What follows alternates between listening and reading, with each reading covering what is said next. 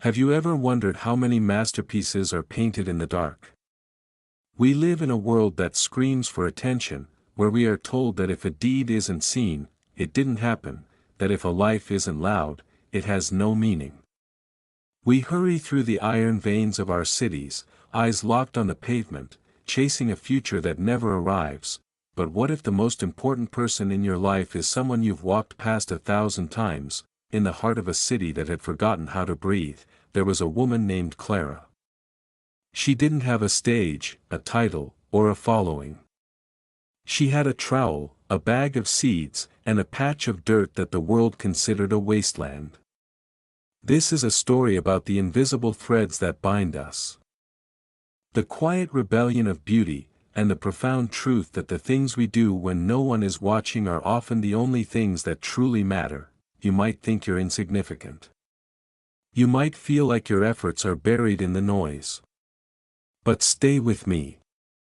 Because by the time the first frost hits this garden, you'll realize that no act of love is ever truly lost. Clara was a woman of small stature and even smaller pretension. Her skin was a map of 80 years of winters, and her eyes held the quiet stillness of a pond after a storm. While the city around her vibrated with the mechanical roar of progress, Clara existed in a different tempo. Behind the great cathedral, a building so tall it seemed to pierce the very clouds it ignored, lay a narrow strip of land.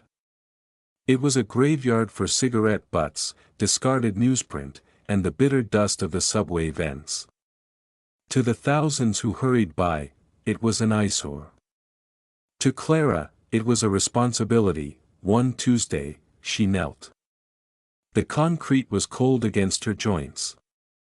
With a small hand rake, she began to clear the debris. "You're wasting your time, old mother," a man in a sharp suit called out, not even slowing his pace. "The smog will kill it. Or the kids will kick it over." Why bother? Clara didn't look up. She simply moved a heavy stone to reveal a patch of gray, thirsty earth. "The earth doesn't ask why before it tries to grow," she whispered to the soil. "It only asks for a chance." That first month, she brought water in discarded milk jugs. She planted marigolds, hardy, stubborn things, and lavender for the scent.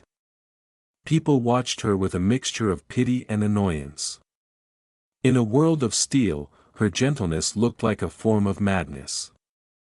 The change didn't happen with a bloom, but with a bench. Clara had found an old wooden crate and placed it near the lavender. The first person to sit there was a young man named Elias. He was 24, and his eyes were hollow with the kind of exhaustion that sleep cannot fix.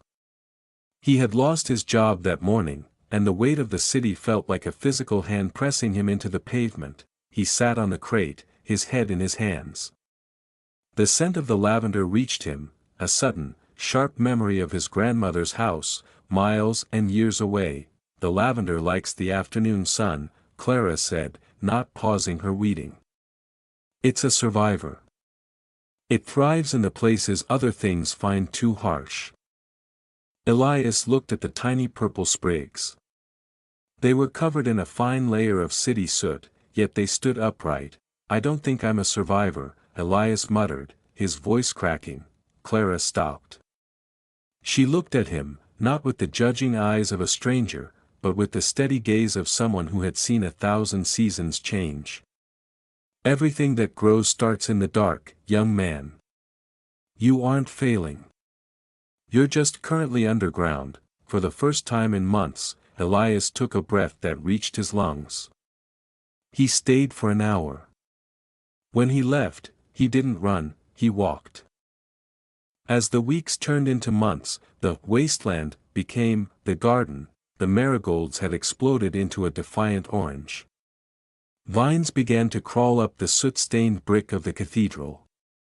But the real growth was human. A nurse, coming off a 12-hour shift of heartbreak, began to stop there to eat her lunch in silence. A businessman and a street performer, two people who would never have spoken in a hallway, found themselves discussing the peculiar way the morning dew clung to the rose petals. They began to talk.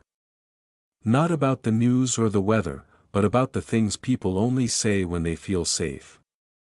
They spoke of lost loves, of fears of being forgotten, and of the crushing loneliness of a crowd. Clara remained the silent center of the storm. She never asked for their stories, yet she held them all. She became the gardener of souls, pruning away their despair with a simple nod or a shared seed packet. One evening, a woman in expensive furs stopped. She looked at the humble garden and then at Clara. "Who pays you to do this?" she asked. "No one," Clara replied. "Then why? What do you get out of it?" "No one even knows your name," Clara smiled, a slow, beautiful unfolding of wrinkles. "A bird doesn't sing because it wants a standing ovation. It sings because it has a song. This is my song." The crisis came in November. A notice was pinned to the cathedral wall. The strip of land was to be paved over for a new ventilation shaft for the underground rail. The garden was to be destroyed. Clara read the notice, her hand trembling only slightly. She didn't protest. She didn't scream. That evening, she sat on her crate and looked at the frost-bitten stems of her flowers, but something had happened that Clara hadn't intended. She had planted seeds in the earth, yes, but she had also planted them in the people. Elias, the young man who had once been underground, arrived the next morning with a camera. The nurse arrived with a petition. The businessman arrived with a lawyer. "You can't do this," Elias told the city officials who came to survey the land. "This isn't just dirt. This is where we learn to be human again." For 3 days, the people of the city, the ones who usually ignored everything, stood in a circle around the garden. They didn't move. They shared thermoses of tea and stories of how a small flower or a kind word from an old woman had saved them on their darkest days. The noise of the city grew quiet. The story of the silent garden spread. It wasn't about the flowers anymore, it was about the fact that even in a world of concrete, something soft can still break through. The city relented. The garden stayed, but winter is a cruel master, and Clara's body was tired. A few weeks after the garden was saved, the crate sat empty. Clara did not come that morning. Or the next. When the news reached the garden that Clara had passed away in her sleep, a heavy silence fell over the cathedral strip. There were no monuments built for her. No streets were named in her honor, but in the spring, something miraculous happened. The garden didn't die. Elias was there, kneeling in the dirt with a trowel. The nurse was there, watering the lavender. The businessman was there, carrying bags of mulch. They worked in a quiet harmony, tending to the legacy of a woman who had asked for nothing. The garden had grown beyond its borders. People began to plant flowers in their own windowsills. They began to look at the strangers on the subway with Clara's eyes, seeing not a face to be ignored, but a soul that might be in its own winter. Clara was gone, but her silence was now a symphony. Clara lived and died without ever seeing her name in lights. She never sought the world's applause, yet the world was changed because she breathed. We often think that to matter, we must be loud. We think that our lives are only measured by the trophies we collect or the recognition we receive. But the truth is much quieter than that. Clara's garden teaches us that your purpose is not defined by who notices you, but by what you leave behind in the hearts of others. You may feel invisible today. You may feel like your kindness is being poured into a wasteland. But remember, a seed doesn't need an audience to grow. It only needs the sun and the courage to break through the surface. Be the gardener in your own life. Plant peace where there is noise.